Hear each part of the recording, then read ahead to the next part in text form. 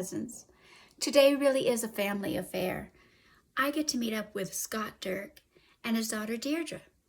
They are the husband and daughter of my dear friend Deborah Dirk, and I'm so excited I get to talk Dark Shadows with them. Come on, cousin, let's head down to the back room at the Blue Whale.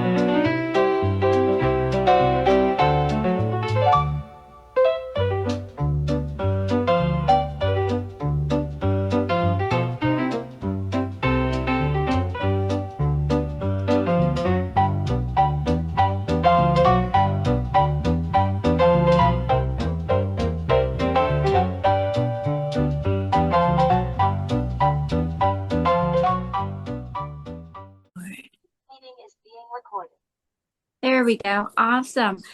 Well, thank you guys so much for joining me. And I've been, very excited to do this with you guys. And this is awesome because we haven't actually had a real chance to really kind of meet each other and sit down and talk and everything. Although I saw you both at the Dark Shadows Festival many, many years ago. This one was a little baby. Yeah. I remember that. We went to the Los Angeles one, I think.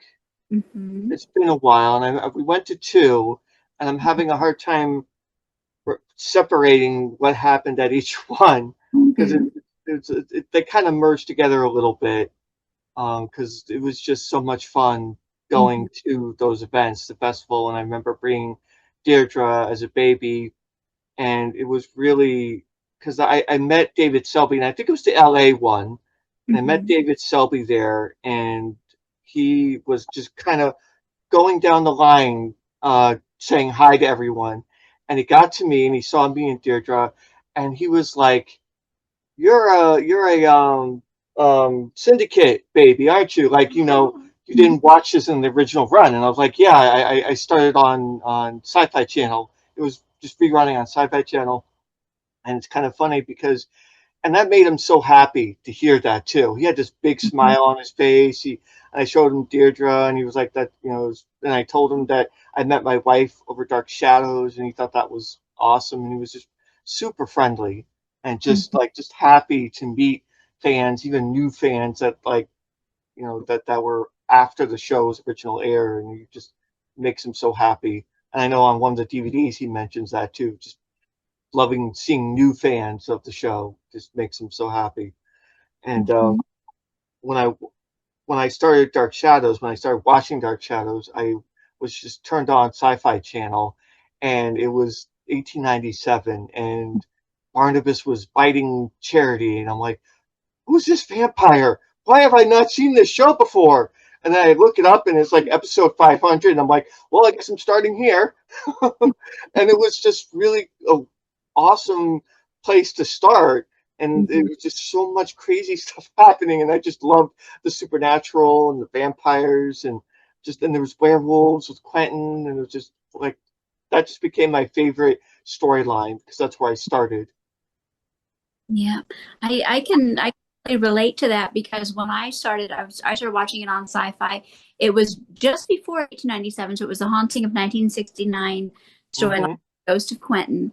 So 1897 was my first real kind of like full storyline coming into that, and that was wonderful because we went back into time. We had all of these new characters, so it made it easier for me to follow. And I still didn't understand a lot of things that had gone on before. I didn't know who Victoria Winters was. I didn't know Barnabas's origin story. I didn't know who Josette was. I didn't know any of this because I watched from that point on all the way to the end and then went back around to the beginning. I So did that too. I have a great This for 1897. It's my favorite storyline. Mhm. Deirdre, I understand you're a big fan of 1897 as well. Yeah, Quentin's one of my favorite characters. I really love werewolf stories, and they did the whole thing with Batofi and his struggle against Batofi, and then there was the whole Angelique and Phoenix fighting each other, and just it was just packed with so, and of course Trask. I think he's my favorite Trask to hate. You know, Mm-hmm. he's just like he's so diabolically evil. He knows he's evil, and so it's just a lot of fun to watch him. Now, one of my favorite moments is when Judith walls him up. I thought that was just Hmm. That was a good plot twist. That was really good. They did that because you were expecting it to be Quentin, and then it turns out to be Gregory Trask, and it was really good. yeah. What are some of your favorite 1897 moments?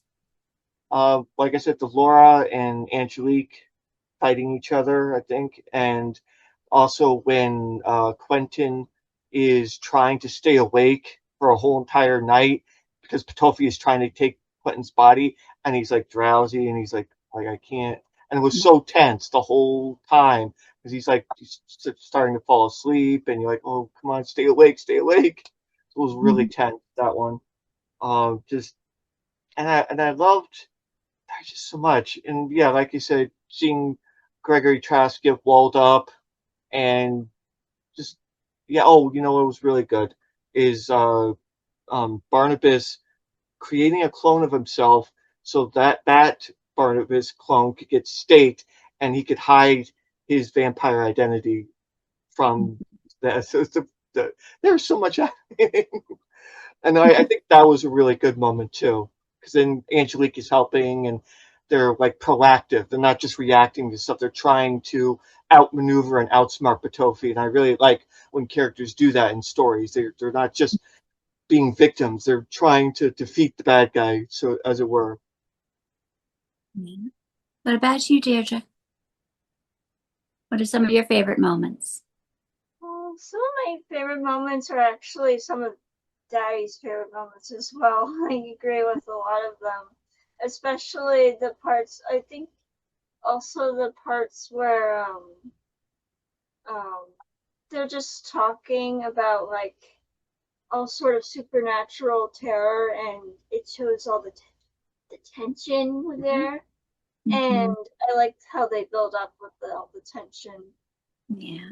Were you Also, the artist portraits I liked as well. Oh yeah, that was nice. Yeah, that where it had the werewolves Hmm. and Quentin had his portrait painted. Yeah, and you could see the portrait change into a werewolf. Yeah, that was really interesting. That's so the unique plot line in Dark Shadows. I had never seen something like that Yeah, until that show that was showed it. they used the portrait of Dorian Gray for that inspiration to keep Quentin immortal. Yeah, that was the first time I saw that in a show. Hmm. were you shocked when Barnabas got staked in 1897 before the big reveal of the doppelganger Barnabas? And did that kind of scare you? Like, what's going to happen now? Because I know the first time I saw it, I was like, what? Yeah, you're thinking, did they actually kill him? You know, like what happened here, and how did they do that? And it was a really good mystery because you had no idea what happened. But they did set it up a little bit. They showed you a shot of Angelique, like her image in a mirror, and Mhm. Julia's like, yes, that could work.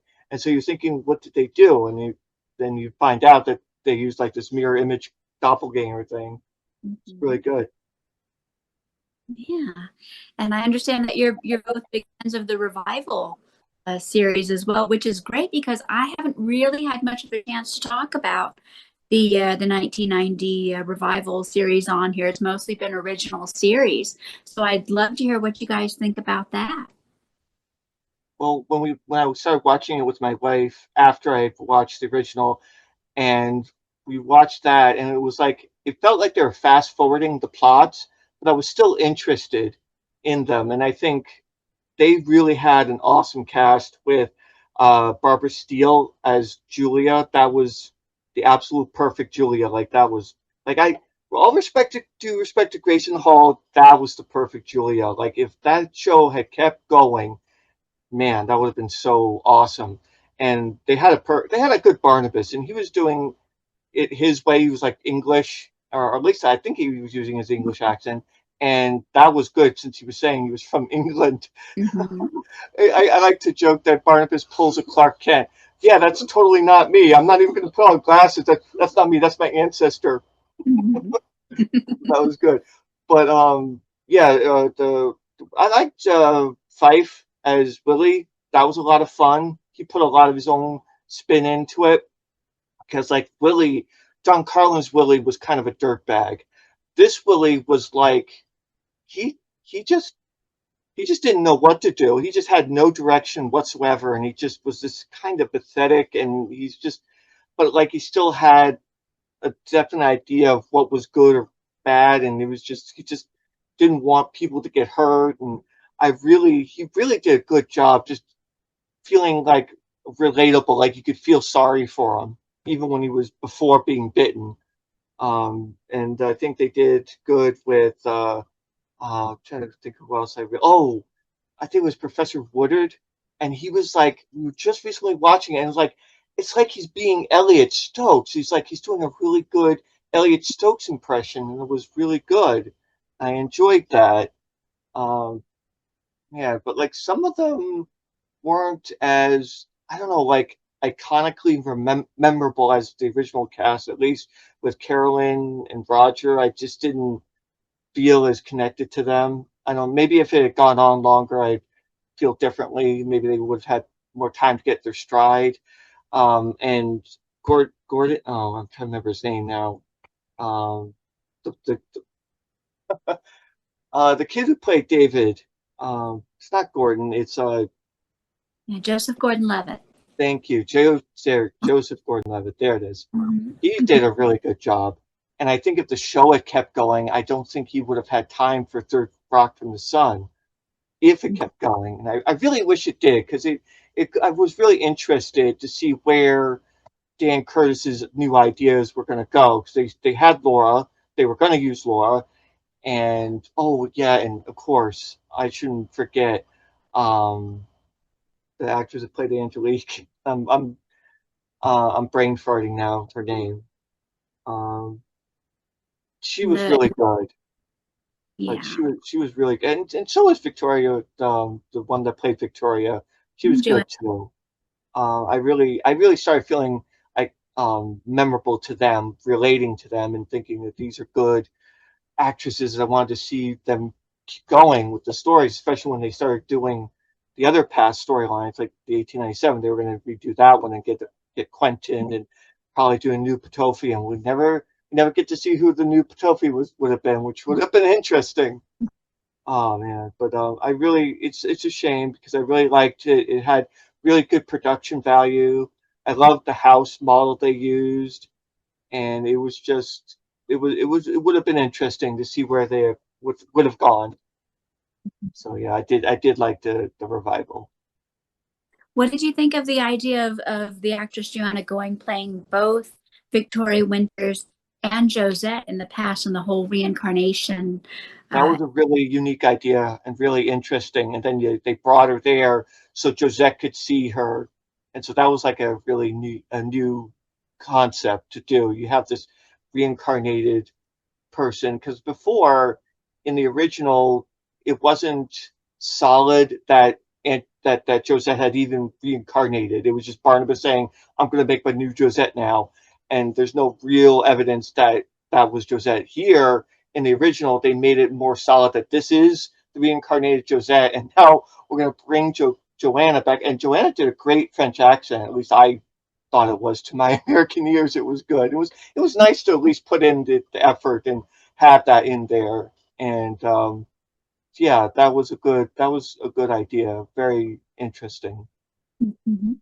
And I hear that the actress that was playing Angelique was going to play Laura.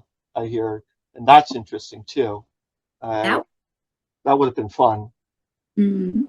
But I also like the idea of Laura and Angelique fighting each other, or at least having two magical beings fighting each other, and That's usually doesn't happen that often in these older shows. It's usually just one, and they're just victimizing the people, and they're running around, and they're not really.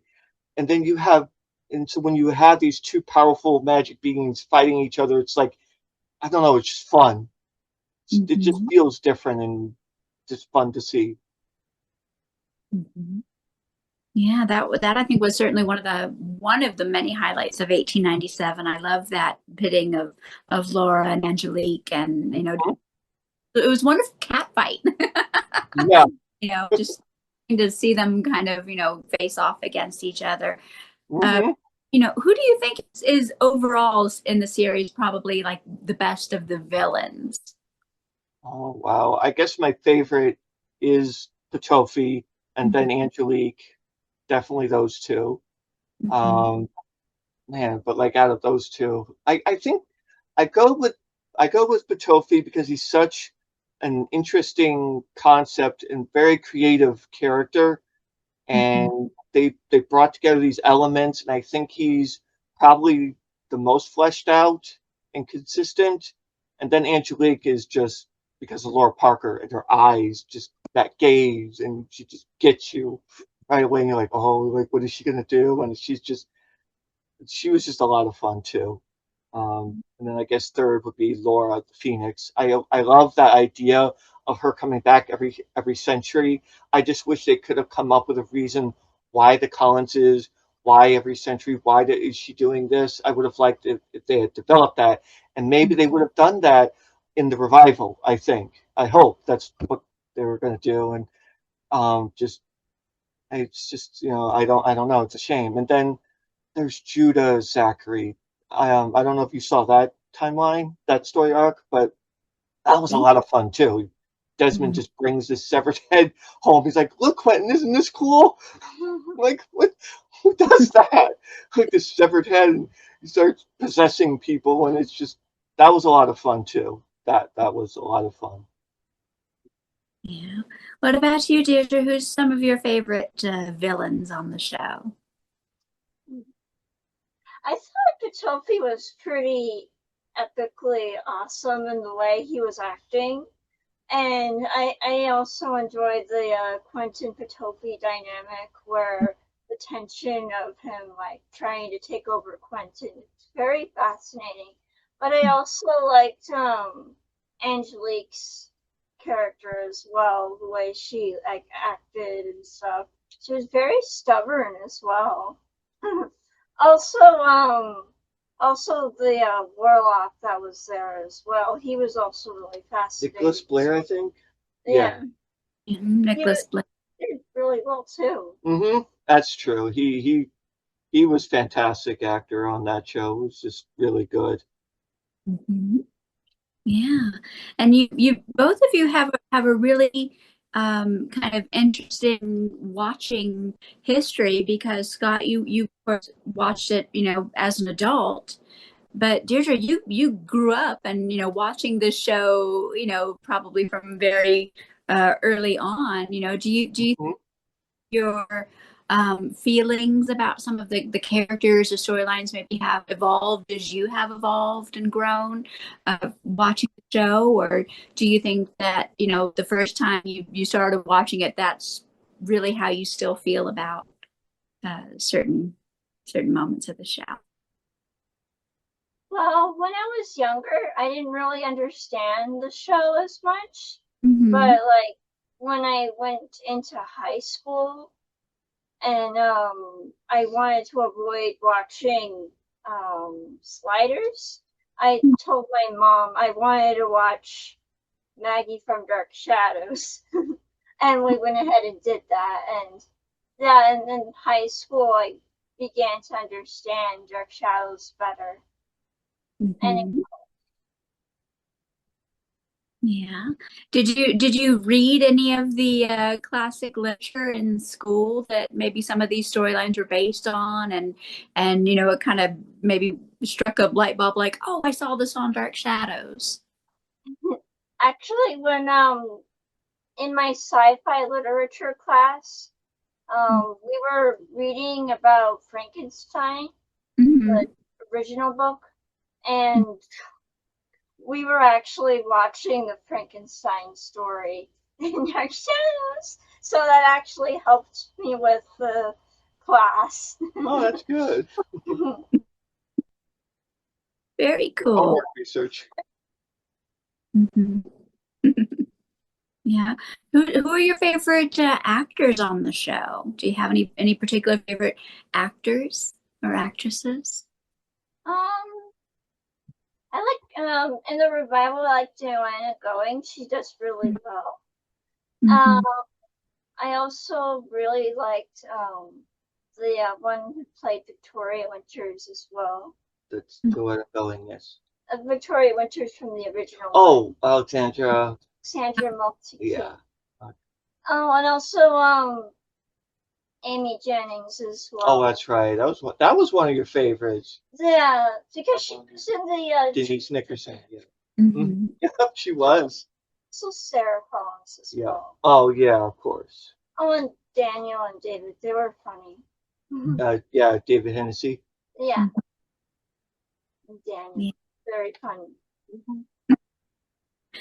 Did you kind of relate more to the characters, you know, when you would watch those storylines, and did you kind of feel more connected to them and more invested in what happened? I was interested in Victoria's storyline, and in the revival, I was more like understanding of the revival, and it definitely clarified a lot of things in the revival. Mhm. Yeah. What was really the revival is I think that they made some very interesting changes for the better, like making Jeremiah Barnabas's brother rather than his uncle. Yeah. Things like, you know, what do you think about those changes? Do you think that they worked better for the show, or what do you think? I think having Jeremiah be Barnabas' brother, you get that brothers fighting each other kind of dynamic a little bit more, and it makes more sense, I think. And just yeah, Angelique just going all out to ruin Barnabas and just make his life miserable. That was just it. That's like the angst, you know. That's what they're really good at is having that angst, that tragedy happen, and you're just feel bad for these characters. Mhm. Yeah. What do you think were some of the scariest moments on the show? Can you say it again? I'm sorry. What do you think were some of the scariest moments? Oh, um, I actually was.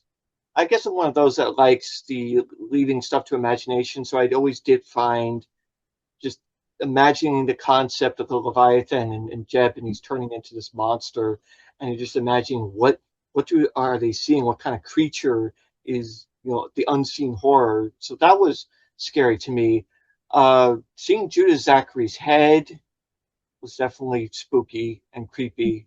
Just the idea of it, and the music too, I think, was really good at that point. They were good with their cues, and so it made it very creepy. Just having his head suddenly staring at someone, so that was definitely scary.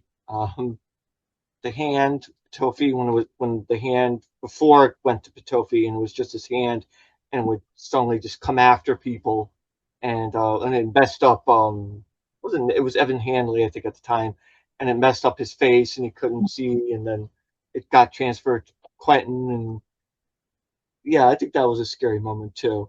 Anytime I felt like somebody was close to death was definitely scary. You know, you didn't want them to die. That was always scary. The Leviathans, when we were first starting to watch that storyline, I was like, are they going to do the sea monster ones? Because I was very interested to see if they would do that. But they Mhm. came out with a very unique idea. I was like, because I remember like playing like Legend of Zelda years ago, and there were these characters talking about leviathans and stuff, and the context was that they were talking about ancient sea monsters that Mm-hmm. would like That's scarce that's fishermen. certainly a good image, I think, is that they're Yeah. some sort of deep ones or old ones that Barnabas has awoken because of his time traveling shenanigans. Yeah, I thought at first they were gonna be like doing like sea monsters. It might have been, yeah. That's yeah. Could be That's some sort of sea serpent that comes out of the box, maybe multiple headed hydra, or I don't know, some weird tentacle thing with multiple heads and yeah, that's what they did in Legend of Zelda. Mhm. Yeah, With so literal leviathans.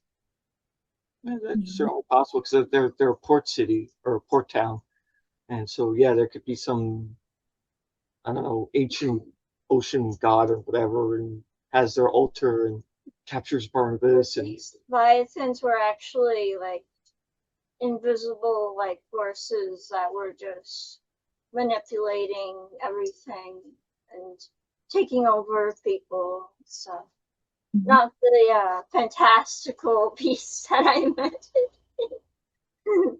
it's certainly an interesting concept having just unseen horrors, and that's what Call of Cthulhu does a lot. You know, the unseen horror, you don't see it, you just hear it, or you just the characters are just horrified by it. So you're really seeing the horror on that person and the terror that's going through them as they see this creature, and it terrifies them. Well, you know, I have a segment on this podcast called The Gallery where I show a lot of fan art from different people, new characters from the show and things like that. And what I would love to do is I would love to have anyone watching who wants to participate send me a drawing or a painting of whatever you think Jeb's Leviathan form looks like. What do you think was breathing in that room? Use your It's a imagination. good What's idea. the scariest thing you can come up with, and just, anyone who wants to participate in that, they can send me, those drawings or paintings or graphic art, whatever it is, and I'll put it in the gallery. So if you guys want to participate in that, because I know you have a family of artists, so Yeah, we could do that. that's definitely fun. Yeah. What were some other really scary moments, Deirdre, that you can remember from the show that you thought were really kind of creepy? Well, the part with Sarah Collins finding out that her big brother was a vampire was definitely very scary. Yeah. I think he saw her. I think she saw him, and he had the blood all over his face, didn't he? So Yeah. that would be very scary for a little girl to see her brother, and he looks like a monster, and she can't believe it. Yeah, that is upsetting. Definitely. Also the part where Victoria Winters is about to like get hanged, and then the Yeah. transition away from that back to her own time. It was like that was thrilling. That was Yeah. very scary. Yeah, definitely. The jarring jump scare moment, Yeah. because I know the first time I saw that, I was like this, like they're not really going to do this, right? Mhm. It cut to, where she, was like, I don't, oh my gosh, my heart was just pounding. Mhm. Yeah, definitely scary, that one. Yeah, but there's some great funny moments on the show too, and what are some of your favorite funny moments? I think some of Quentin's lines, and Carl too, actually. I always go back to 1897, but it's like he had like, oh, that's right. What was he? I'm trying to remember exactly what he said, but it was like, oh man, I think he's reacting to Judith, and he's like, I'm gonna cry, and he just does it like this baby is. It was so good. He was so good. He was good with the lines. He had really great lines in that storyline, and I loved that one. It was like he was just so sardonic and so like just cavalier, and I guess full of himself. Yeah, a little bit.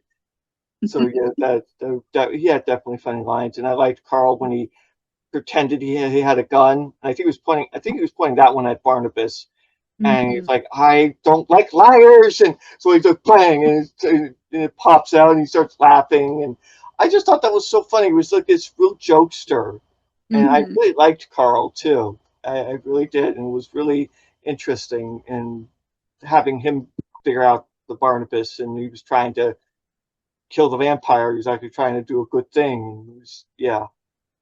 Hmm. What do you think of how Carl met his end? I mean, that was pretty unexpected. What do you think, Deirdre? Hmm. I think that was very, very surprising. Mhm. Yeah.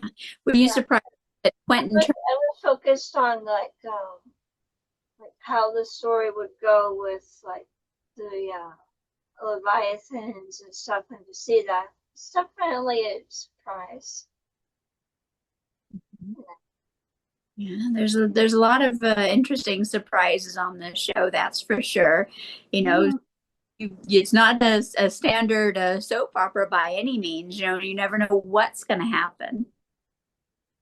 You know, we started, we went back to the beginning just to kind of see that atmosphere, and immediately they're talking about ghosts. It's Mhm. like almost the first episode, they're like, oh yeah, there's the ghosts of Collinwood. And then maybe they meant it sarcastically, but the vibe is there, you know, and there's that scene where Victoria hears the piano and she comes downstairs and she's going into the drawing room, and there's um Elizabeth playing on the piano, and suddenly she just stops and goes like this. And I'm thinking, did she just faint or pass out? And it's like so disturbing because I don't know if that's really her just having an emotional moment. She's possessed, she's sleepwalking. Like, what is going on with her? And it was really creepy, surreal moment because you can't quite tell what's going on here. You know, it doesn't it does already feel supernatural and spooky already, like the very first beginnings. Mhm. And I really wanted to see what was happening there. I mean, they did have the sobbing woman, and it's like, was that Elizabeth? Is it somebody else? Is it it's immediately they're already setting up a mystery for the ghosts to show up. So it's not really that surprising or out of place to bring it in when you start that atmosphere of creepy surrealness, like are there ghosts? And then suddenly there they are, you know. So it's like, okay, there's the ghost of Josette, and there's I know I think Laura comes first, and then I don't know, but it's like it doesn't take long, you know, and it feels natural, you know. It feels like this is where it should be going, and it it I don't know, it just worked really well. Mhm. Yeah, and this is a great moment that I can throw in a pitch here for the fabulous music video that Deborah did for me. Mm. A song called "This Old Dark House," and it says everybody talks about ghosts. And she made this wonderful music video for me about those, early episodes and Victoria coming to the house and that, sort of thing. And it's again, I mean, that whole like that pre-Barnabas, the beginning collection, it really, Mhm. you don't see, that is so scary. And then when we do see something, it's like, oh my gosh, you know Mhm. those wonderful moments of, did that door really close? Did, was there actually a woman crying? Was it Elizabeth? If it wasn't Elizabeth, who was it?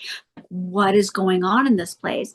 And then that fantastic moment when we see the ghost of Josette come out of the portrait and, walk around in the old house. And when she's, walking around the pillars, and it's just fabulously ghostly and gothic. And it's like, Mhm. yes, this is what I'm here for. This is what I'm talking about. It's Yeah. talk. It's like there are, ghosts and strange goings on here. And I love this world, the world calling for it. It's wonderful. Yeah, I remember Maggie's warning in the very beginning when she's at the bar. He's like, "You're gonna have gray hair, but by the end of the week or whatever." Hmm. So it's like even she knows. Hmm. Yeah. And when you think about the early episodes and how they really did try to make it more of an immersive world by, actually shooting video on location in the town of Essex, Connecticut, and Seaview Terrace and at the Spratt Mansion, which was used as the old house. You know, that really does kind of give you a feeling that you are actually in this place. And as the show progressed, they kind of got away from that, and they didn't use those video elements anymore. But by then, I mean, I think, you know, most people were already kind of immersed in the world of Collinsport. You know, what are your feelings on that kind of vibe and all that? I do like the video stuff, and I remember in the revival there was a lot of mist and fog that they were using in there, and that really nicely added to the atmosphere, making it feel dark and Mhm. mysterious. So I think yeah, the video. It's a shame that they stopped that, but I guess maybe they couldn't do the budget anymore for that. Um, but like they would have a lot of the still shots of Collinwood, and that was nice. But yeah, I definitely miss Mhm. the video shots. Yeah. And one of the interesting things about this show is all these kind of characters that are maybe only in one or two or a handful of episodes that really kind of add to the richness of this town. People like the caretaker, Eagle Hill, or Mr. Wells, the innkeeper at the Collinsport Inn, or you know, going forward in time a bit more, Ezra Braithwaite or Madam Finley. You know, what are some of your favorite kind of characters that, you know, maybe weren't main characters, but you really appreciated? I think two of them would be Bathia Mapes, because she was Mhm. a white witch and she was trying to help fight them. And I liked when they have characters like that, again, being proactive and trying to solve things. And I think there was another one in pre 1897, and I forgot the woman's name now, but I think she had like psychic That was power or something. She was a medium, and she was trying to help too. But I do like, I think Ezra Braithwaite is the one where he was like a kid or a teenager in 1897, and then he was like this old man in 1966, and I liked that they had that continuity of this young character in 1897. He's beginning his career, and then you meet him in 1966 or 68, 9, or whatever year it was, and he's an old man. He's grown up, and it's like I like that kind of connectivity, because I remember Dan Curtis saying that he likes that kind of family history thing, and I love that too. I love those kind of storylines, and Dark Shadows is all about that, and that really inspires a lot of ideas for me too. And I like looking at the family history, and I actually started doing a family tree on this thing called Echo, or you can plot the family, and I started doing that, and I put together the family, and I noticed something that I remember in the show in 1897, or actually it was after 1897, the 1897 Quentin, I mean, said, "Oh, I remember there was an 1840 Quentin, and he was my great uncle." And when you go through that storyline, you find out that Gabriel and Quentin there hated each other, or they had a very big contention. And so when I started looking at the family tree, I think that Gabriel has three sons that he sends away to school, and I think a similar thing that happened in 1897 happened in 1840. That Gabriel's son became really close to the 1840 Quentin. And when the 1840 Quentin died, he named his son Quentin.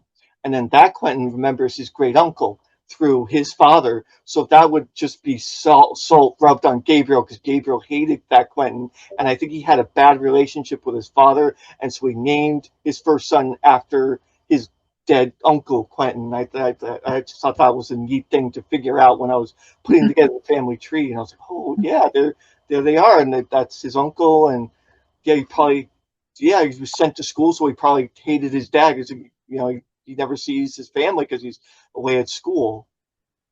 Mhm. Now you have a very, speaking of, you know, family dynamics and relationships, you have an interesting theory as to who you think Victoria Winters is related to at Collinwood. I've been seeing that there's like two theories. Either I know she has to be a Collins. I'm absolutely certain of this, and Elizabeth knows that, and that's why she's there. But I do like the idea that it could be Roger's, that Victoria could be the daughter of Roger, and that maybe he had an affair with someone, and this girl shows up at the house, and Elizabeth, and she tells the story to Elizabeth that she's pregnant, and she knows it's Rogers, and um I'm going to tell people or whatever. And Elizabeth's like, no, I can't have you do that. And so she takes the baby, puts her up for adoption, probably pays off the lady, and hides the secret, that that's her brother's daughter. And I feel like she would keep that secret more than hiding the fact that she has a second daughter. I have a hard time seeing her keep that secret forever. I feel like eventually she would break down and say, "You're my daughter," at some point. And I know they dropped this storyline entirely, so we'll never really know.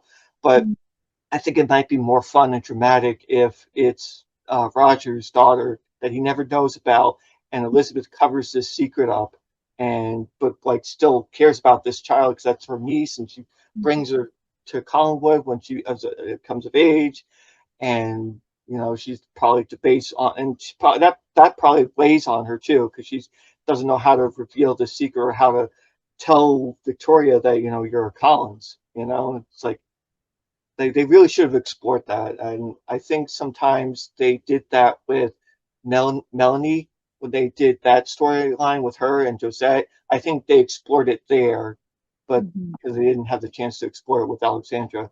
So that's what I think, at least. Okay. And Deirdre, who do you think is what do you think Victoria Winter's link to Collinwood is? What do you think her past is?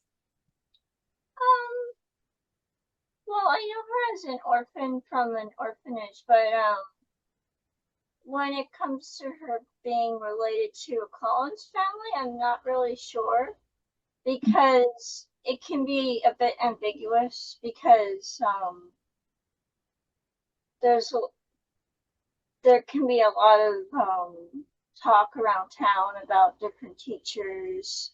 What do you think the possibility is then if she's not a Collins? What do you think? I think the possibility for her being a Collins is very fascinating, but the possibility for her not being a Collins is like, it's a little bit sad, but they can still be family even though they're not even related, like friendships and stuff. I think she's further away related, like maybe we're in middle ground. She's a cousin.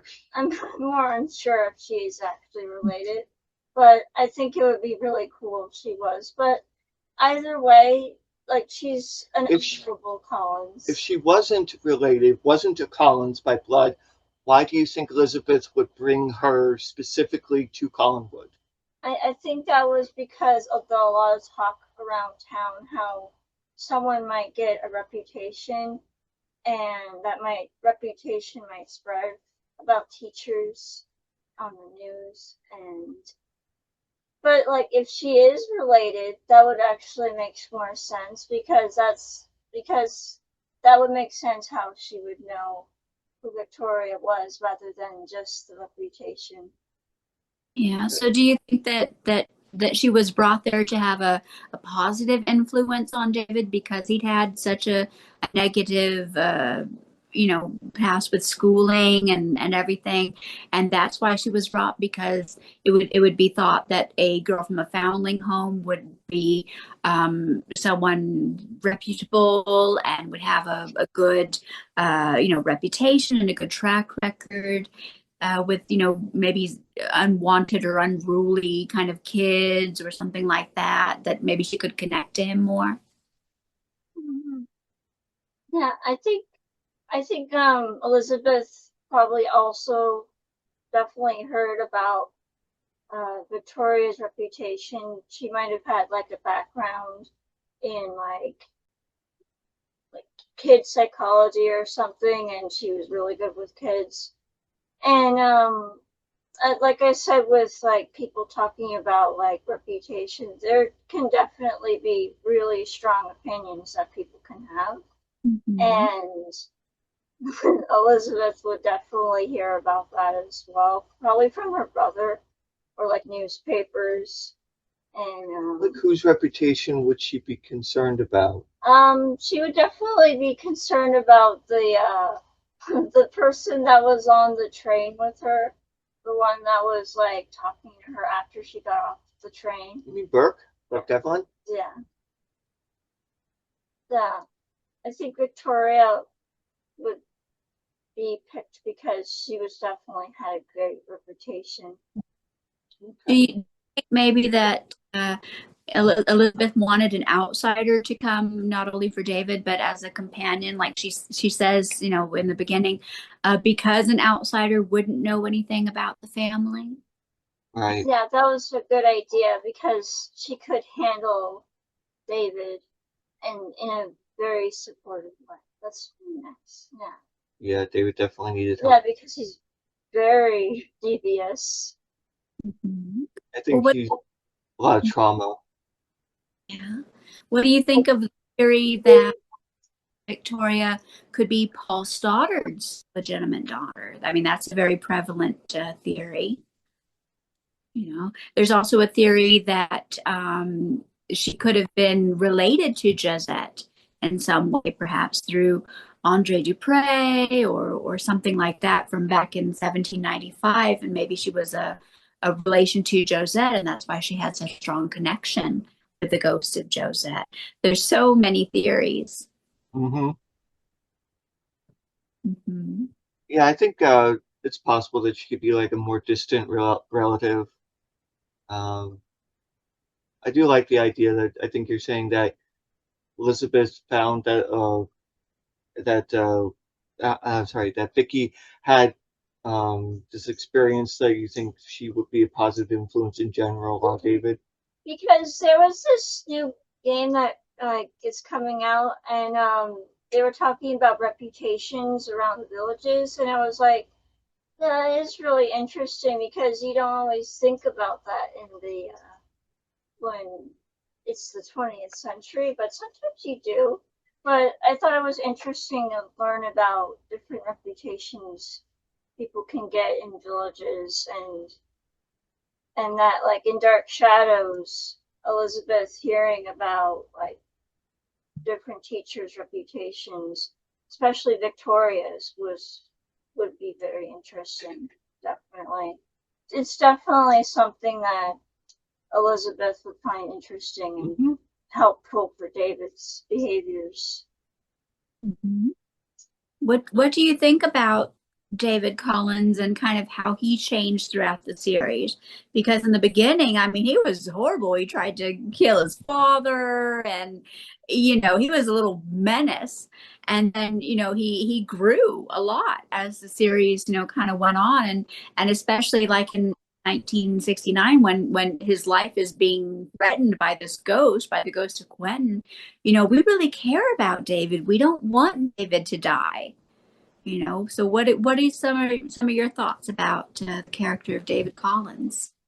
I think he did a really good job portraying this really creepy kid. 'Cause his little intro, he's coming down the stairs, just staring daggers at Victoria, you know, and he's just uh, very creepy. Mm-hmm. And I don't know, it's he does change a lot. Like he just seems a lot more relatable, or at least a lot more likable later on in the series after he's gone through some more stuff.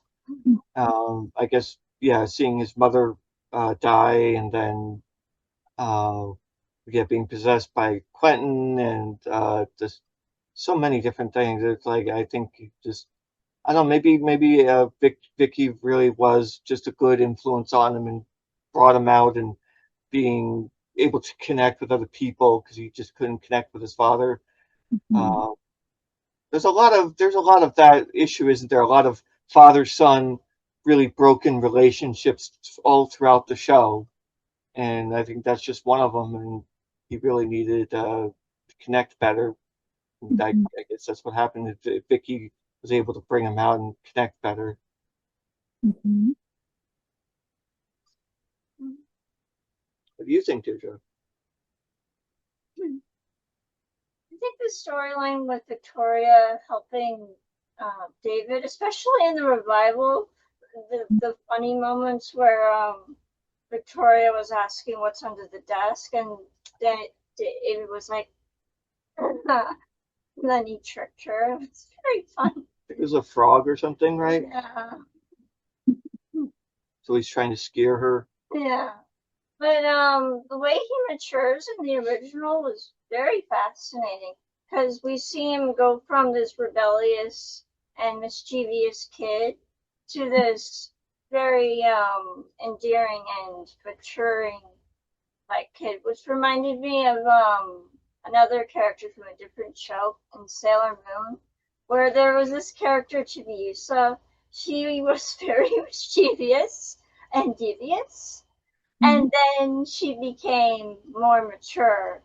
Do you think it helped when he got friends like Amy and Hallie? Yeah, Amy Jennings definitely helps because Amy Jennings was like, she was hesitant at some times, and she just liked exploring as well, like David did as well. And they got into all sorts of shenanigans. Yeah, they did. Yeah, the devil tots. I remember that phrase. People like to call them that. Yeah. If you were to introduce a new generation of fans to the show, where would you want to start? Would you want to start at the very beginning? Would you want to start with the revival series? Would you want to start with the arrival of Barnabas? Where, if you were going to show somebody Dark Shadows who had never seen Dark Shadows before, and you were like, you got to see this show, just watch this episode or watch this storyline, what would that be?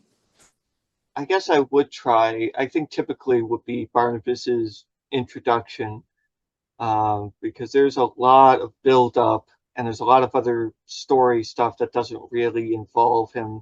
Get Burke Devlin stuff, and I guess that's not as interesting.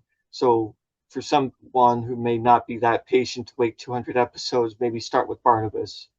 But I was fine starting in 1897, so maybe you could start at any storyline and just go from there and see if you want to go the whole cycle. Oh, the lottery?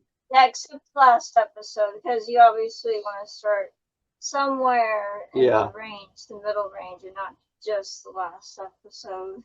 I think I do. Oh, you know what? That's another funny moment I liked, is when Barnabas kills Jason, and Jason does this Popeye. I can't. It's like and he looks like Popeye when getting strangled. That was funny. I mean, I should be terrified, but it was funny because of his face. He's just like, oh, Popeye. It was so funny. Oh, and also another funny moment in Dark Shadows was my mama was also laughing about this as well. They spread it throughout the show, but it was where Julia did her little cry cackle sort of thing.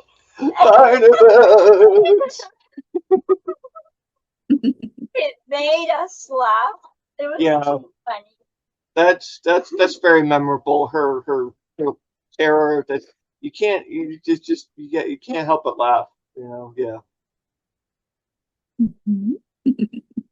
What do you think the future of Dark Shadows is? Would you like to see a reboot? Would you like to see like a continuing kind of story of the characters? What format would you like that to take? I know you guys are big anime fans. I mean, would you want to see a Dark Shadows anime? I mean, what would you? Ooh, that's an idea. That's a good idea. I like that idea. You can get any of the actors then. But I was thinking it would be, as at least I like the next gen idea a lot, but I also have been thinking of a new idea for rebooting.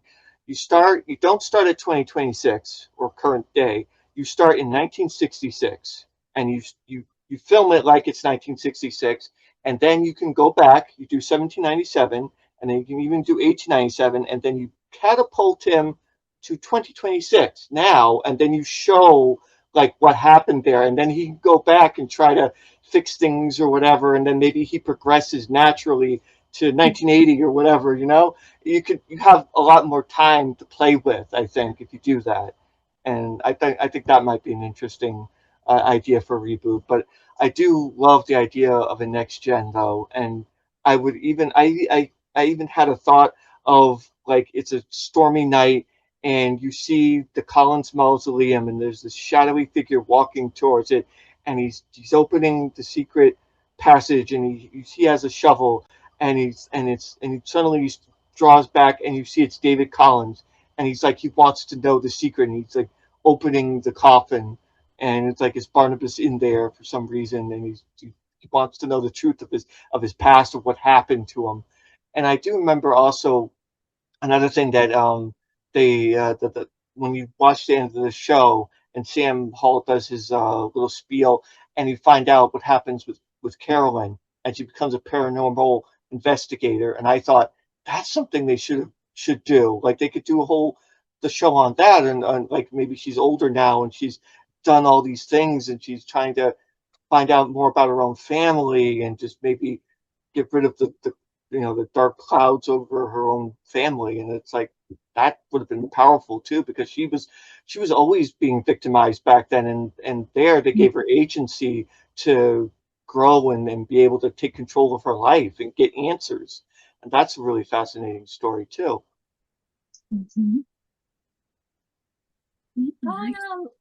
Speaking of next gen sort of thing, in The Sims 4, since they have this setup where you can actually make sort of like digital dolls there, I made the next gen Dark Shadows, like just the descendants of like the kids of the of David Collins, and then I also made the kids of Amy Jennings as well. Who did you have be David's wife? Did you pick anyone, or it was someone random. Random? Okay. Okay, just a random town. Oh, I know. Also, one of them even has a strong resemblance to Quentin. I know. Oh, you did? Okay. Yeah, one of them has a strong resemblance to Quentin, which Okay. is very interesting. Very nice. Yeah, there's definitely a lot of fan fiction out there. That's fun too. Definitely a lot of resemblance. Okay. That you can add to The Sims. Very nice. Yeah, you could do machinima with The Sims and Dark Shadows, and you can have all the Collins characters, and they can do stories that way too. Yeah, my mom has a lot of Dark Shadows characters on her gallery that she's downloaded from other players. Also, she has the household of the Dark Shadows cast from 1966. Oh, okay. In one of her towns in The Sims. I was going to ask you, because I play The Sims 4 too, have all the expansion packs, and they do have actual houses of like the Seaview Terrace house, the Collinwood house. They have a lot of the Collins family there. But did you see that the latest Sims 4 pack is a Regency era? It's a Lady Bridgerton's Masquerade, I think it's called. Oh, yeah. They have the beautiful Regency dresses and everything. Very fitting. That for like the 1897 storyline with, that would be kind of cool. That would be cool.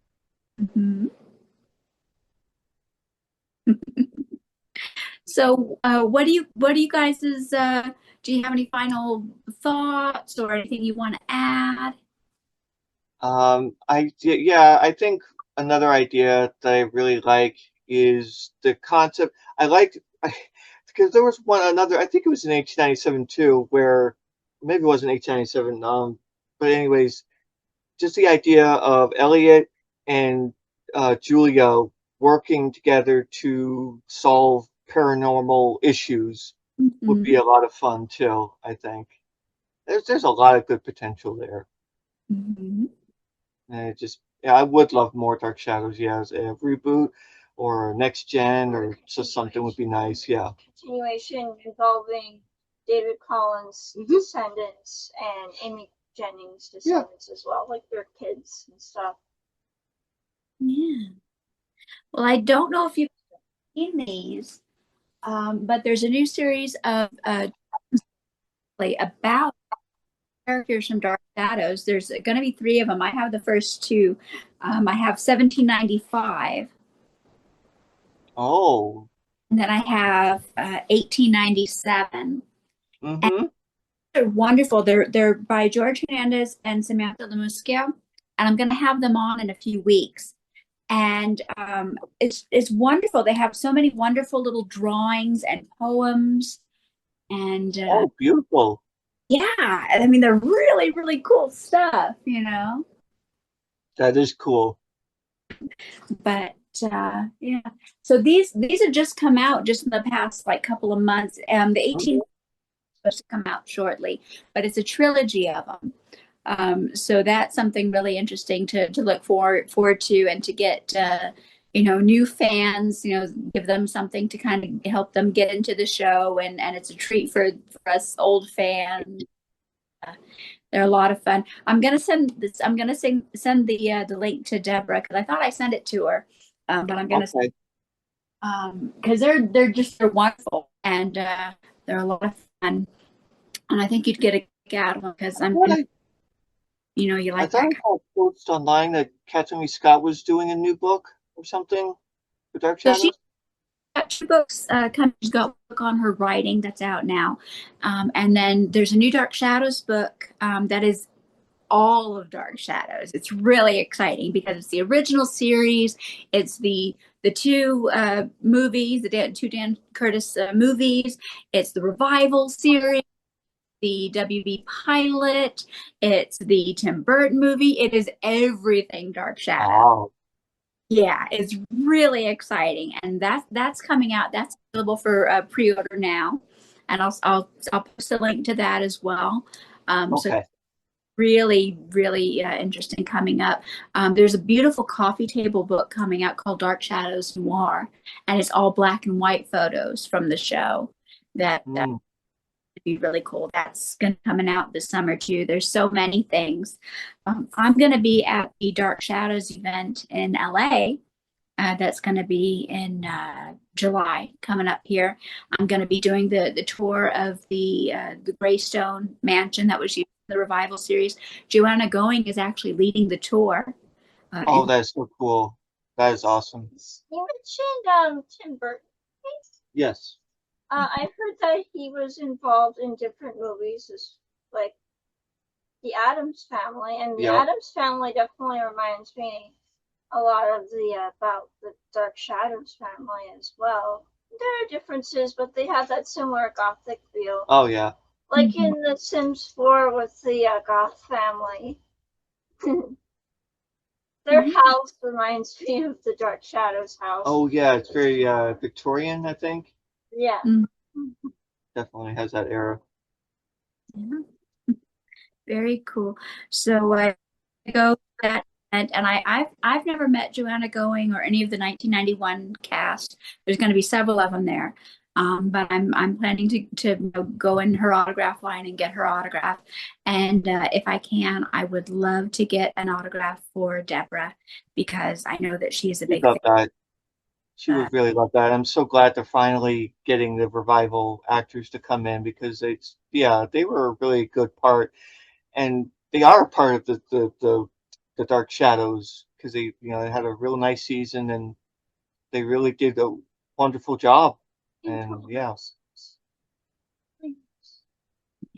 So that's really exciting, coming up. So I have that to look forward to, and I'm going to let you guys know all about it because I don't Awesome. Thank you.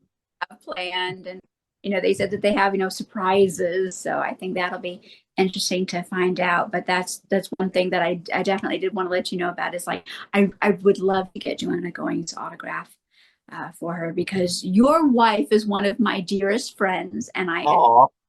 She would love that. That would make her so happy. That really would. Thank you. So that's what I'm hoping. I don't know what Joanna Going charges for autographs and everything, so we'll keep our fingers. Yeah, that's true. That's the plan. Yeah. That's the plan. So I will, I guess, wrap this up. And anything else you guys want to add? Anything? No. I guess no, I'm good. Thank you. It was really fun being on the show. I love being able to talk about Dark Shadows with people. I don't know a whole lot of people that love the show, so it's always a nice treat to talk about. And it's always such a just so much to talk about with it too. So it's a lot of fun. Yeah. My last episode that I had, I talked with the guys from TV Movie Rewind podcast, and I've been on their podcast twice, and we talked Dark Shadows on there before. And when they came on with me the other day, and we talked for over 2 hours. I mean, we didn't even record everything, and we talked for well over 2 hours, and we didn't even scratch the surface. So, I mean, I can talk Dark Shadows all day.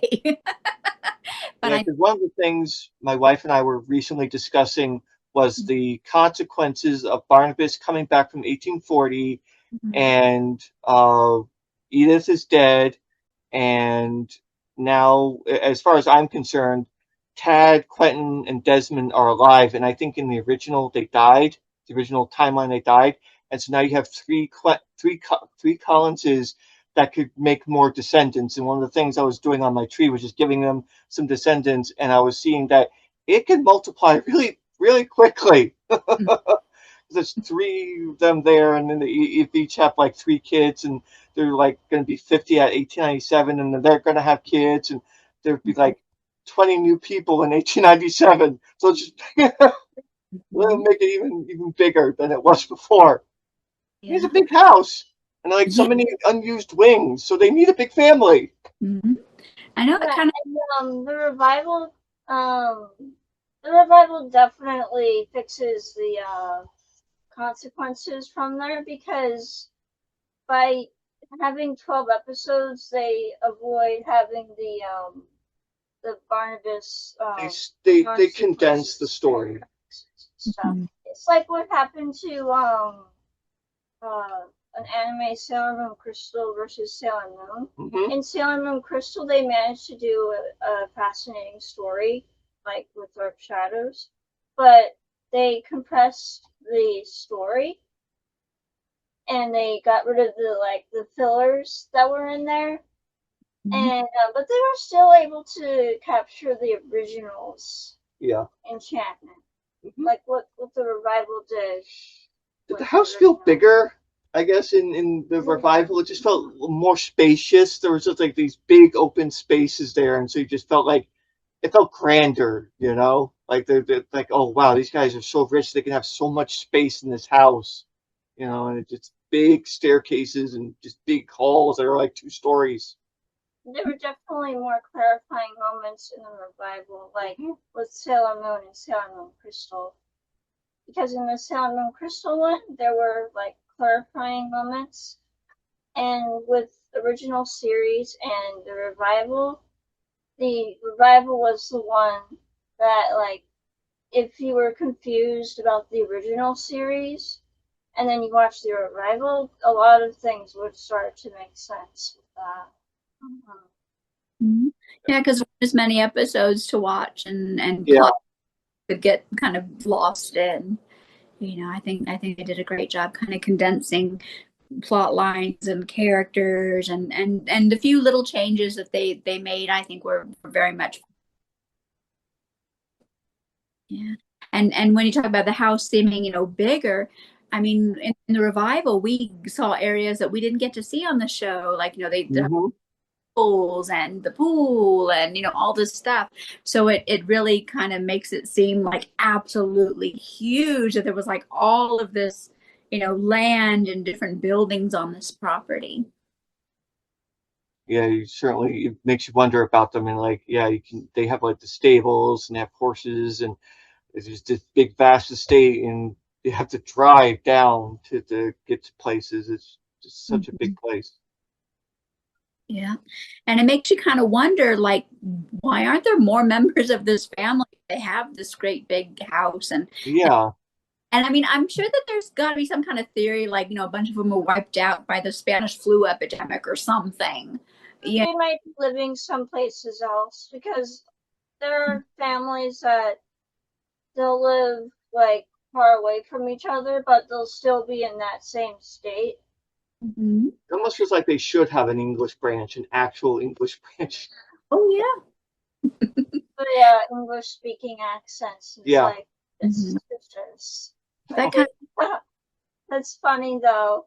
But some of them might have just adopted those English accents as because of their friends or something. Yeah.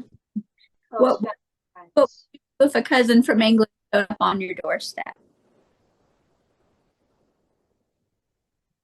What do you think you would do if a mysterious unknown cousin from England just showed up on your doorstep? Yeah. I mean, it's like, yeah, and he shows up and he looks exactly like his portrait, and it's like, it's just so funny. He's just pulling a Clark Kent, like, oh, that's my ancestor from 200 years ago, and of course you do look like your parents, but it's just really suspicious. And he does it again. He does it twice. And then Quentin just does it too. When he shows up, he's like, yeah, that's my ancestor. He went to Paris, and I just keep doing it over and over again. Yeah, but he does have a good resemblance with his uncle, though. Yeah. Those Collins genes, they're very strong. Yeah. They all look like David when they're little. They look like David Hennessy. Then they'll either look like Roger or Barnabas or Quentin later on. Mm-hmm. It's miraculous how their eyes change color. I was like, what I did in The Sims 4 with David's kids is that some of them do have a really great resemblance to their like ancestors, but some of them will look a little bit different, but they still have that sort of similar resemblance, but they look like their moms as well. Mm-hmm. Well, we got to get some new blood in the family somehow. Yeah. That's true. Well, I will let you guys go because I know it's really hot and humid there, and it's really hot and humid here. Yeah. So I'll let you go, and we can all just chill under a fan and not melt. So Yeah. Yeah. Thank you very much, and I'm gonna end this recording here. If we could only run away, Maggie, he'd never find us in the sun. If we could run away today, Maggie, you could live without fear of anyone. I'd never hurt you, don't you know, Maggie? I'd never let him hurt you anymore. But where could we go, Maggie, if only we could get through that door? If we could run, if we could run, would we ever truly be free? Could you see past all that I've done? Forget all this and Joe and be with me. If we could run, oh, if we could run. If only we could run away, Maggie. If only we could run. If we could run away today, Maggie, could you forgive what I've done? Those things compelled and swayed, Maggie. Those things done out of fear. All the evil of his ways, Maggie. All the evil I've done here. If we could run, if we could run, would we ever truly be free? Could you see past all that I've done? Forget all this and Joe and be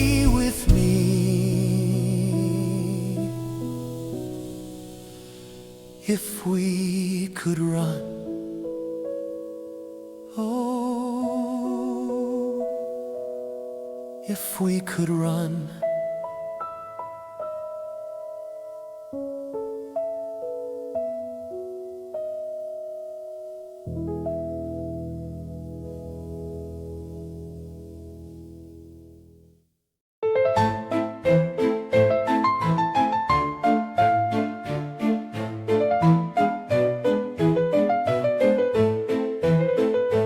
David said, let's play a game. I thought it was all in fun, but since then nothing's been the same. The nightmare has just begun. I get chills when he calls my name. I just want to hide and run. It really isn't a game. He said his name is Quentin. And late at night as it grows dark and everyone is in bed, I hear the music play and it fills me with dread. Can no one else in the house hear? If only they knew what I see. I open my eyes so slightly, I dare to take a peek. And every night he's there. He watches me sleep. I wanna tell Maggie, but David won't let me. He says that it will make him mad. You can't tell anyone, Amy, but if I could just tell someone, I wouldn't be so scared. But I can't tell Chris or anyone, he'll hurt me if I dare. And late at night as it grows dark and everyone is in bed, I hear the music play and it fills me with dread. Can no one else in the house hear? If only they knew what I see. I open my eyes so slightly, I dare to take a peek.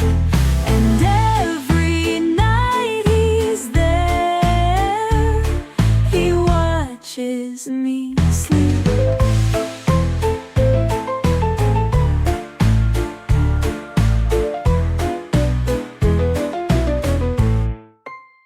When I hear the music playing, it makes me feel such fear. Maybe I'd be braver if my brother lived here. And Beth can't help us when I ask, she disappears. I have to go now, I see him watching from the stairs. Don't make us play anymore, please Quentin, go away. I'm sorry, please, I'll be good, but I don't wanna play. And late at night as it grows dark and everyone is in bed, I hear the music play and it fills me with dread. Can no one else in the house hear? If only they knew what I see. I open my eyes so slightly, I dare to take a peek. And every night he's there. He watches me sleep.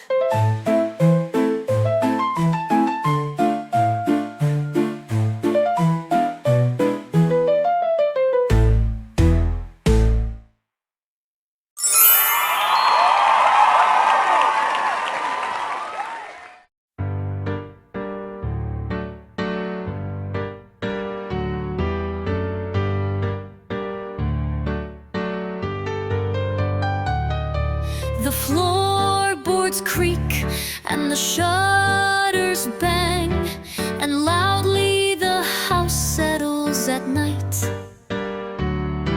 It's been a week since I came, and I'm starting to think they might be right. Everyone here talks about ghosts, and I've heard crying in the night. This old dark house, which creaks and groans, is starting to wear on my mind. I swear I saw that door open, the one which now is locked. They claim it's been locked for 50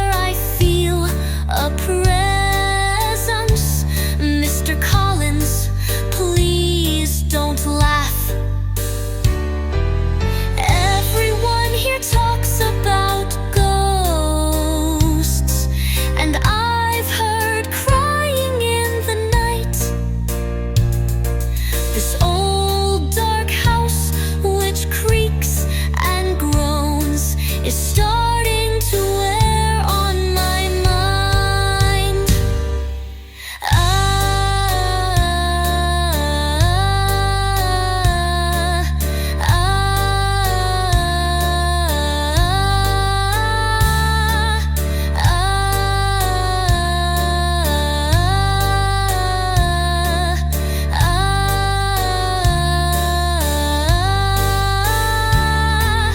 Everyone here talks about ghosts, and I've heard crying in the night.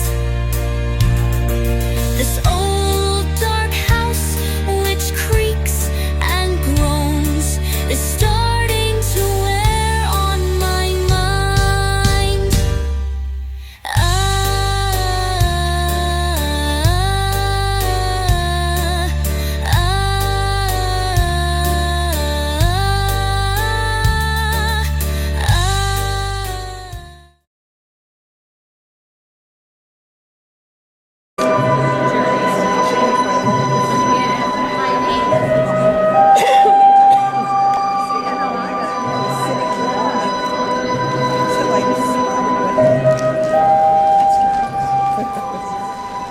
My name is Victoria Winters. A seance is about to be held at the Great House of Collinwood, a seance that will suspend time and space, and most likely triple our costume budget. The ghost of a mysterious little girl has appeared to many of the people of Collinsport, and all but one man who has a alarming assortment of smoking jackets for a man who doesn't smoke. Wish to know her secret. Who is she? Who was she? And why is she wearing that stupid hat? What will happen? Will these questions be answered? Is it possible to contact the spirit? Is it possible to speak to the dead? Or is it all just seance fiction?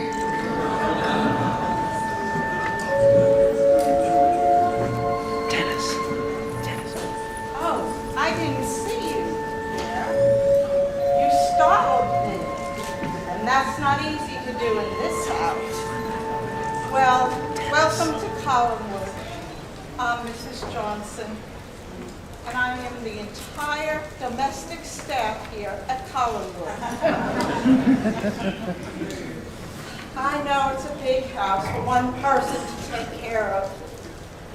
We used to have a groundskeeper. He got fired for some minor offense, like attempted homicide. Poor Matthew never finished anything. I do everything here, but I don't do windows, and I don't do parallel time. They have their own damn housekeeper. This is the home of the Collins family. They are one of the oldest and wealthiest families in these here parts. So you would think that they would buy a damn lot for the front door. But no, this place is wide open 24 hours a day. Much like Miss Daughter's daughter, Carolyn. Carolyn's been acting strange, even for her. She used to like rock and roll. A hot dog can make her lose control. That's why I keep her out of the kitchen. But enough said about that. She's been kind of quiet, strange, sneaky, wearing big scarves around her neck, and hanging around with this guy, Barnabas Collins. He's the mysterious cousin from England, which makes me understand why they call England the mother country. He lives down at the old house. Visits up here to see Miss Vicky. No, not Tiny Tim's girlfriend. the governess to the bad seed. I mean little David. Funny how Barnabas never shows up before the sun goes down. It's about 6:30 now. He should be showing up any second.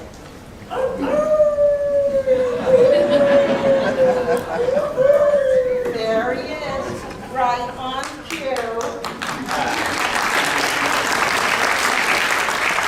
Hello, Mrs. Johnson. I'm here to see Mrs. Stoddard. I'm going to try and persuade her out of having this seance. I think it's a ridiculous idea. Yes, as opposed to all the sensible seance we've had in this house here. Well, Mrs. Stoddard will be down in a minute. She and Mr. Roger are having words about that seance. Well, I don't care what you people do in this house tonight. Just don't leave me a bunch of ectoplasm to clean up. This is really a seance. It's just utterly archaic. I mean, I don't understand why you're so upset because David likes to dress up like a little girl. I mean, it's perfectly natural. I did the same thing for years, and look how I turned out. Which reminds me, stop stretching out my caftans. With what? Barnabas, I noticed you come in. Barnabas, please explain to Roger that David is not dressing up as a little girl. He has been visited by the ghost of a little girl who sings the most irritating version of London Bridge that you could ever imagine. It's really upset him terribly. How could you tell? Yes, so I've heard. But really, Elizabeth, a seance? Isn't that a bit primitive? Do you really think it's such a good idea? Yes, I do. And so does Miss Hoffman. If you don't wish to participate, we'll just do it without you. I completely agree, Barnabas. The seance is absolutely utterly ridiculous, but you know, Liz, once she sets her mind to something, there's absolutely no stopping her. Just ask Paul. If you can find him.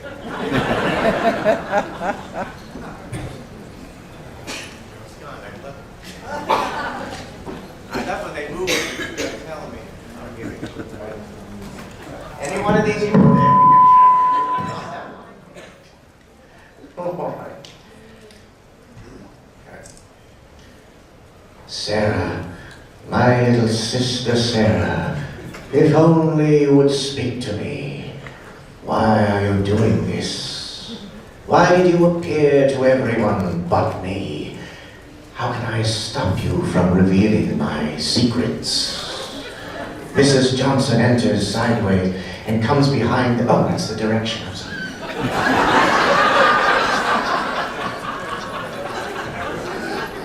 Why is he speaking like that? And how does he make his voice do that without moving his lips?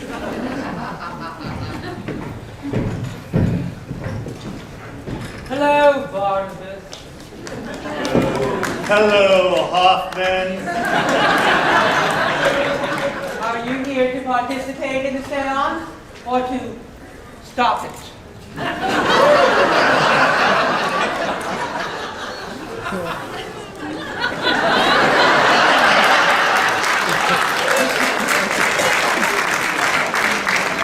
I know why you're doing this, Julia.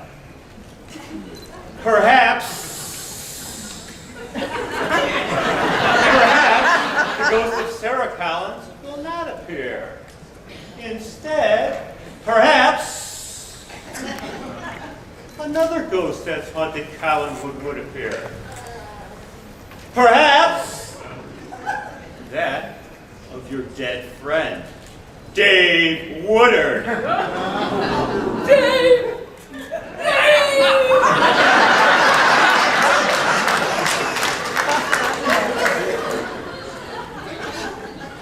Curious. Sarah Collins has appeared to everyone in town, except you. I've seen her. Dave has seen her. She's appeared to Maggie Evans, Carolyn, Willie Loomis, David, Brownie Troop 136, a Bobby Sherman concert, and the Collinsport PTA bake sale, demanding s'mores. She seems to be avoiding you. Perhaps your little sister isn't quite so fond of you as you seem to think.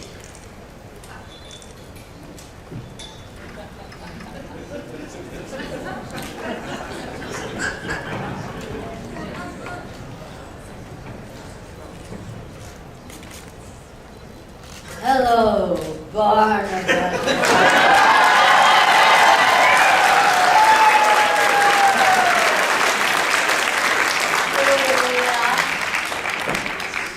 Hello, Carolyn. What an interesting scarf. It needs its own zip code. But then again, we know why you need to wear that. Yes, Julia.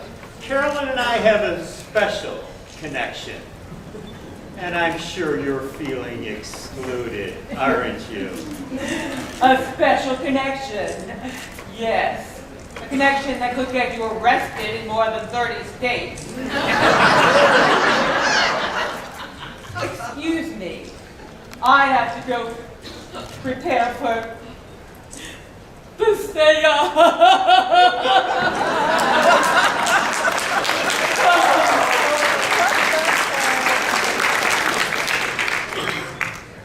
Carolyn, you know what I need you to do. Oh, again?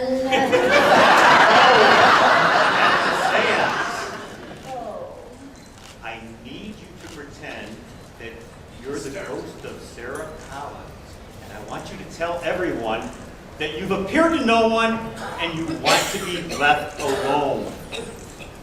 How am I going to do that?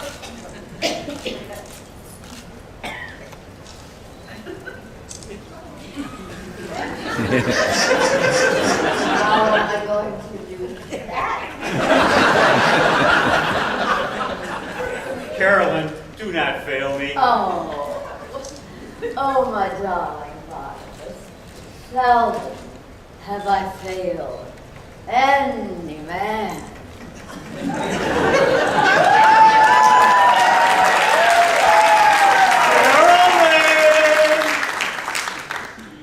Who's your daddy?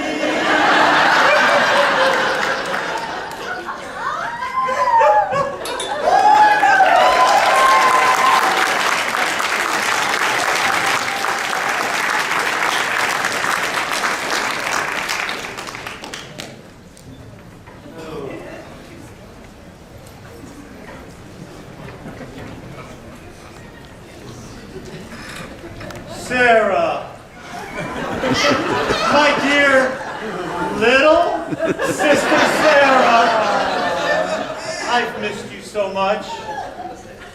So good to see you. It's not so good to see you. I'm very angry with you. Oh, why? What have I done? You know. No, what? You've been very, very mean and bad to people. People?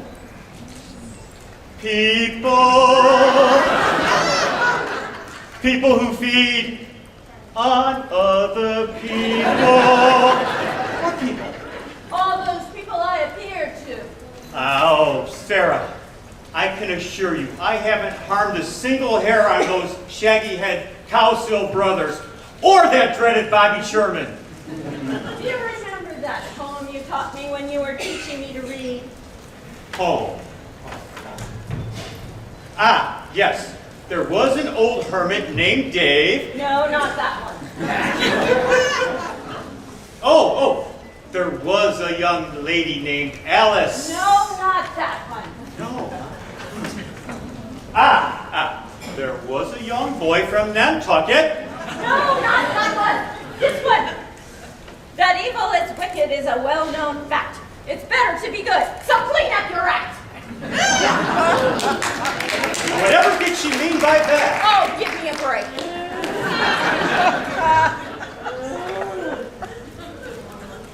Oh. Hello, Barnabas. Hello, Vicky. Are you here for the seance?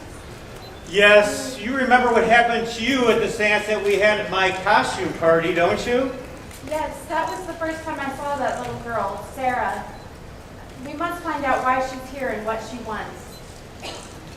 We are ready to begin the seance in the drawing room.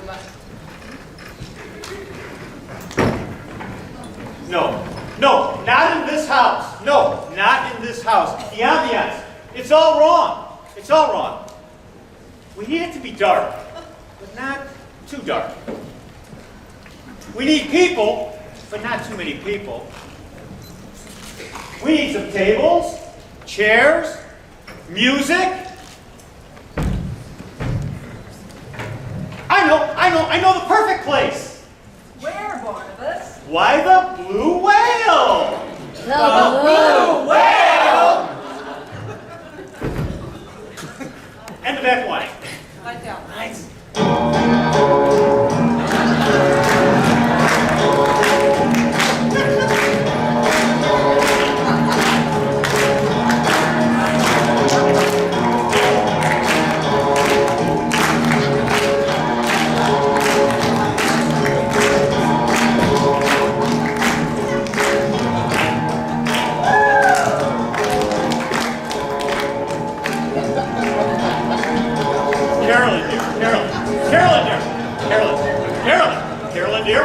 Carolyn, we're about to start the seance.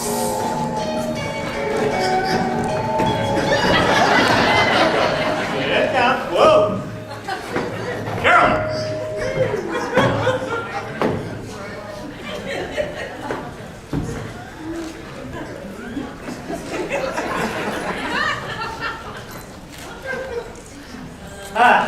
Yes, this is the perfect place to have a seance.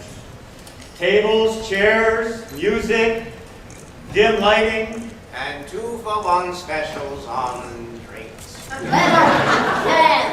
Yes, later. I don't know what you're trying to pull here. But let us all be seated in a semicircle. How would you like us to situate it? If it's man, woman, then we're in a lot of trouble. You ain't just whistling Dixie, Roger.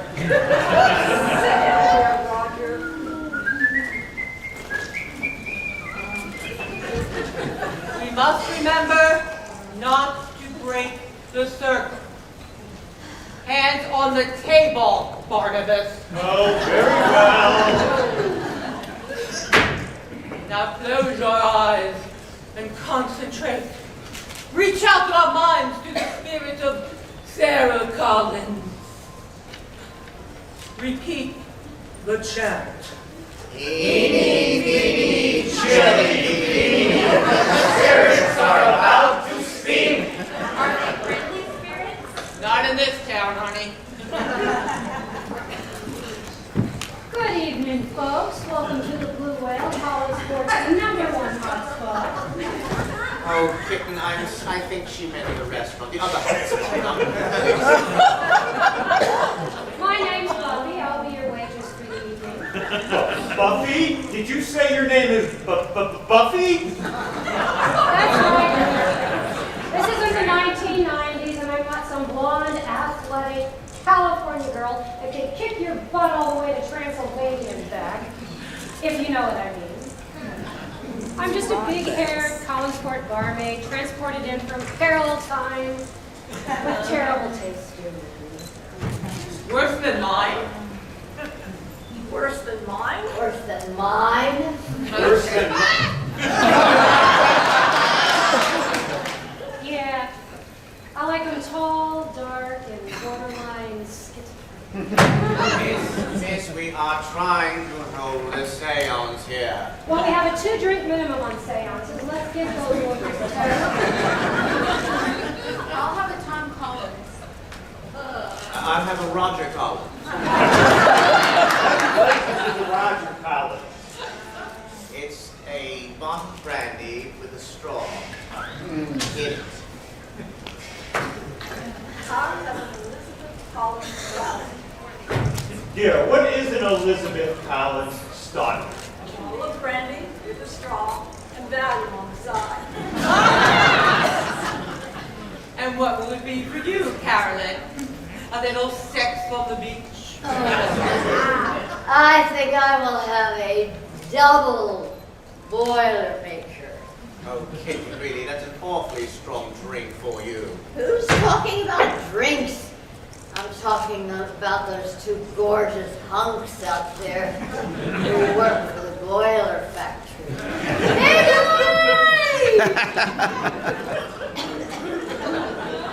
And you, hon?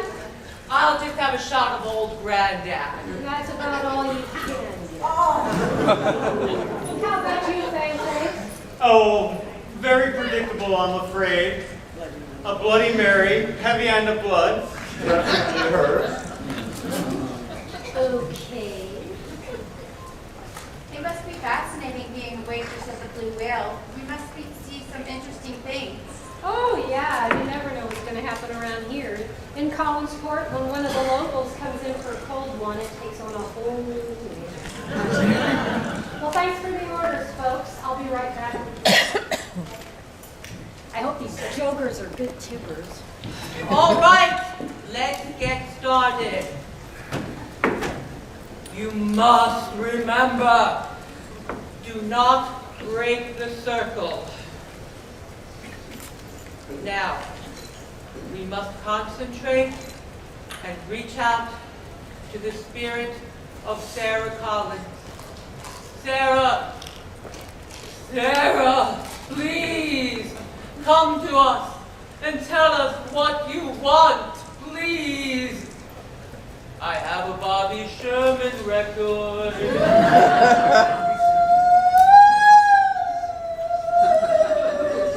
Look, Carolyn's moaning. Someone else's no. What do you want? Leave me alone. Sarah? Sarah Collins, is that you? Yes. And I have never spoken to any of you. Leave me alone and let me rest.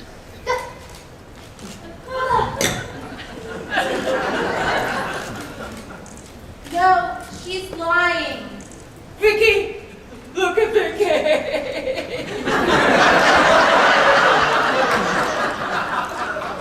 We're almost to the house. The road is so bumpy. The carriage is overturning. Somebody call AAA. Black, dark, lights. Where's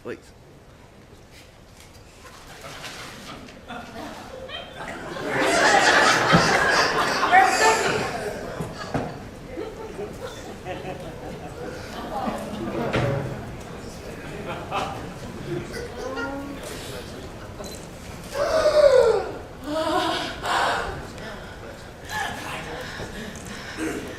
Where am I? What's happened? Who are you?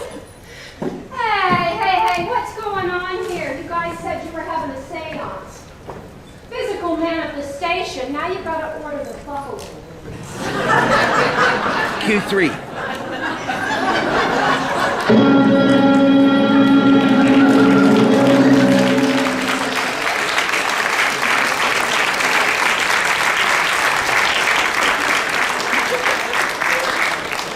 Where is Victoria Winters?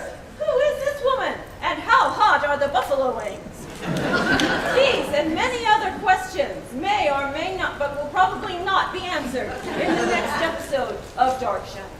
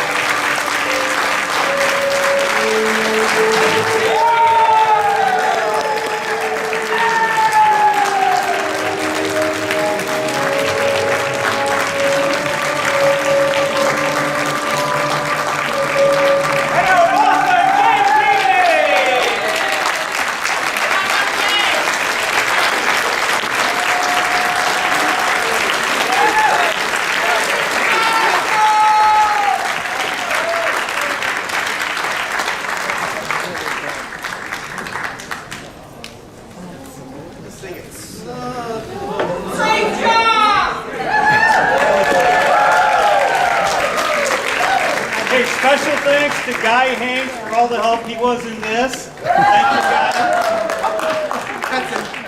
you, guys. And Andrew, Walter, Adam. yes. Oh, well, by the way, who else are we going to send? But no, thank you very much for your And Adam. Adam, thank you very much, Adam, for all your help. And Walter, thank you. And, my nose itches. Okay, that's better. My bangs are off a little bit. There we go.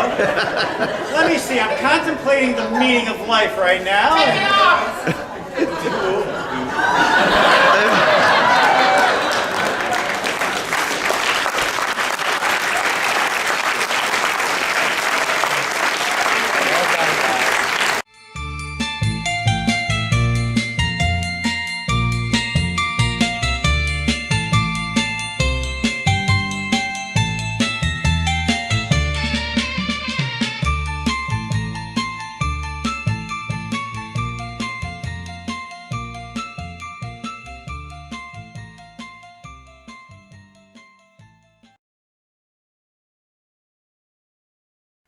Welcome home, cousin.